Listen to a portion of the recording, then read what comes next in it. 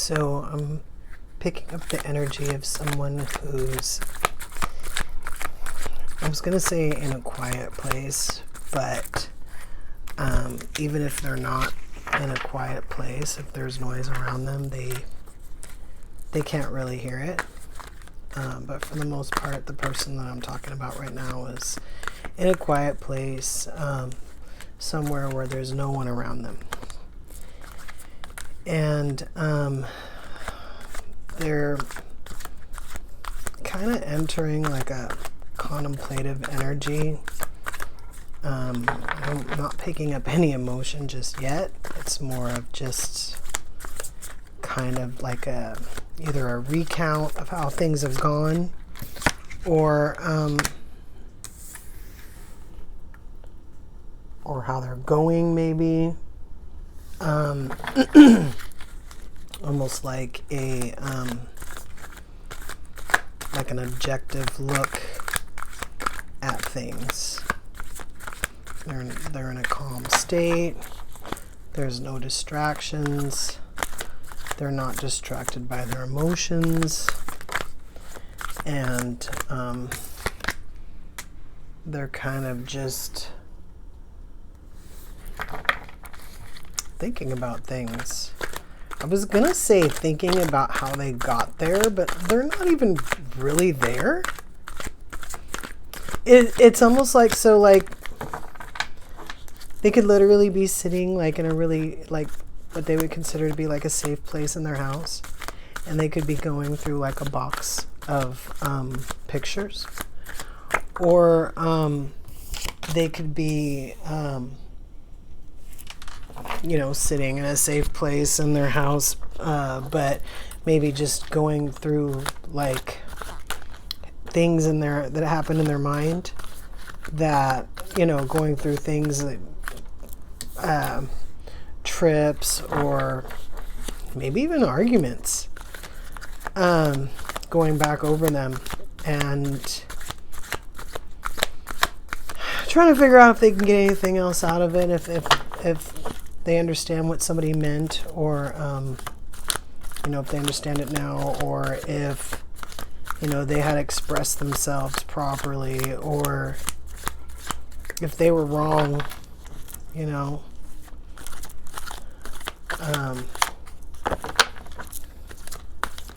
The energy is very, like personal.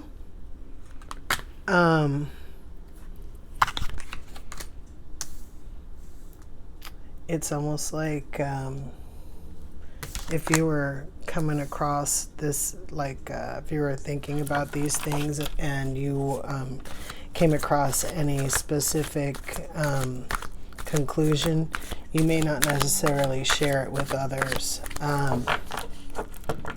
First of all, because it's a possibility that some of the others aren't the answer to the problem. In other words, if we have somebody around us who's our significant other who is maybe making us kind of unhappy, it's a possibility that the people around us that we can't tell are either like tied to that person in some way, or just aren't sympathetic to our cause, kind of a thing.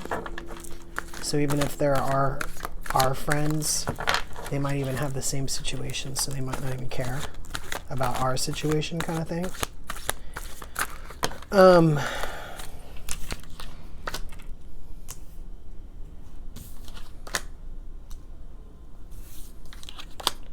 Trying to see like where this person is going. This really should be upside down. I'm not sure. We might end up getting flipped over. So, not that deck.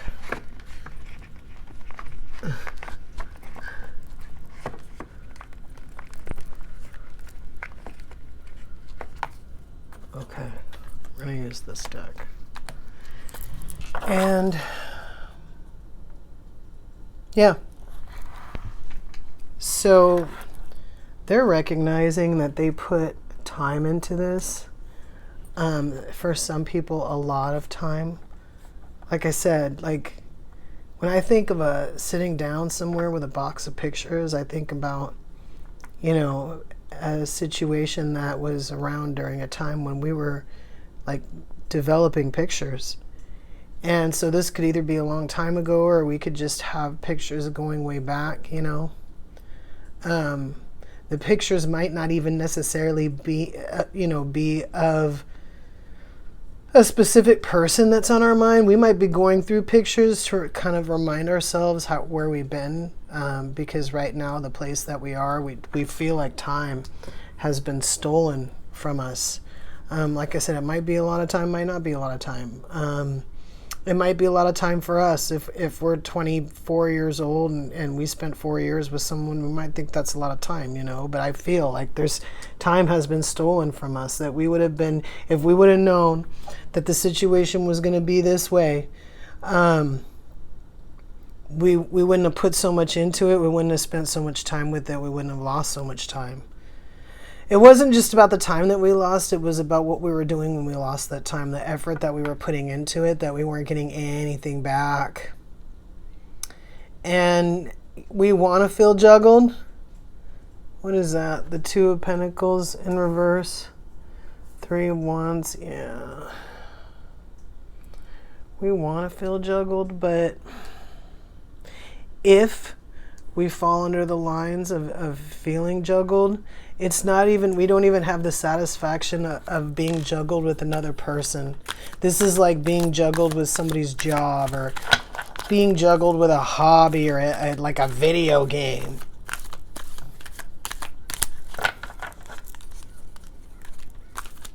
We let it happen because we thought that's how life was.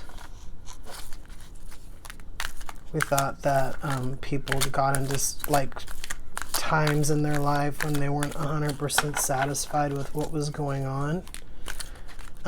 We figured it was, you know, sometimes what people call the 7-year itch, or, you know, whatever phrase people want to put on things when people kind of start to look around and say, you know, is this all we're going to do, or is this all there is, kind of a thing.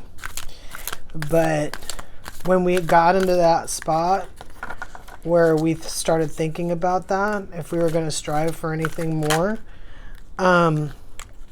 the situation started to become not what we wanted. So at first, where we were in this like neutral energy of it, we were just kind of thinking about it. I mean, we weren't 100% happy, but it wasn't because of anything in particular or anyone in particular. We were sort of just pausing and assessing the situation. You know, we might have seen something, but like I said, when we started with this, we didn't have any strong emotions. It wasn't like, oh, this happened and now I'm mad and I'm reviewing my situation.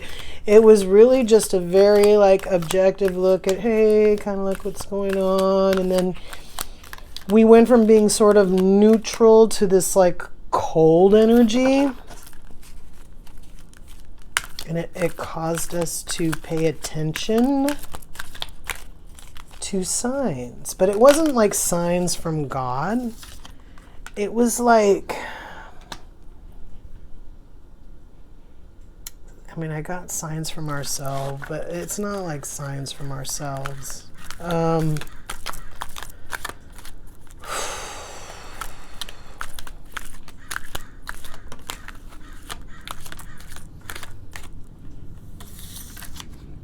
I'm getting signs from not God. Okay, so unconventional signs. So maybe even though we're not necessarily a person who asks for signs or looks for signs, we were sort of getting them. And we figured, well, this must be real because we didn't, like I said, we didn't really ask for them. But they were very clear and specific to us. So not in a sense of how people talk about like in the Bible of like, you know, oh, I had a sign and it said this. It was more of like, well, that thing is interesting and that thing is interesting. And, you know, it was almost direct things like, when you went to go help someone, you know, whoever this reading is about, when they went to go help someone, like they weren't able to. And it was almost like, because it was blocked, like just stuff like that, where it was kind of like, that's odd. Like, I've never not been able to help someone with that or whatever it was, but you weren't able to. And maybe in some cases, like it even made it worse when you tried, kind of thing. So many examples. Didn't spend a lot of time like poking in other people's relationships or like trying to solve problems for like even the person that I'm with. I'm getting. We're not one of those people. We might like to fix stuff, but we're not. Like I said, this is a very like neutral kind of. It's a possibility that this person might be able to help people, but nobody ever asks, and they don't necessarily volunteer. And so this one instance that I'm talking about where they couldn't help, someone asked, and they were like, "Oh yeah, I can help you with that," but then they couldn't for whatever reason, and it was another one of those things. They were kind of sitting, you know, I was gonna say on the porch, thinking about what happened there, what's happening.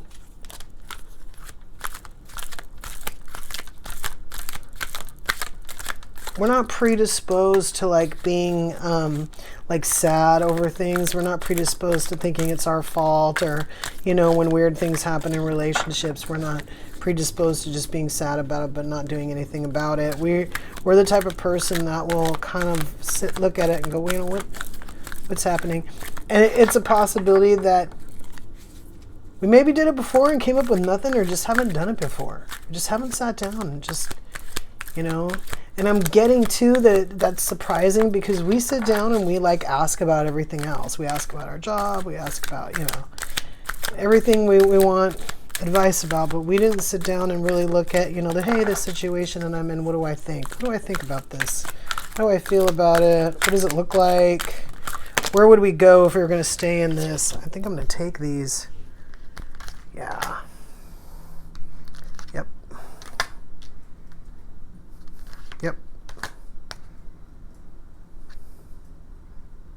So Eight of Swords upside down over here, and then as an extra card we have the Eight of Swords.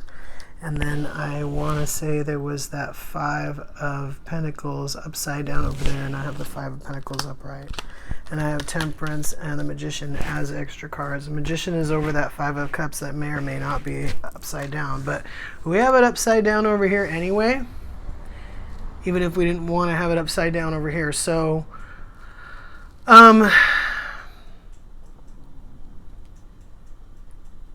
is that Eight of Pentacles? Some of these, is that the Seven over there?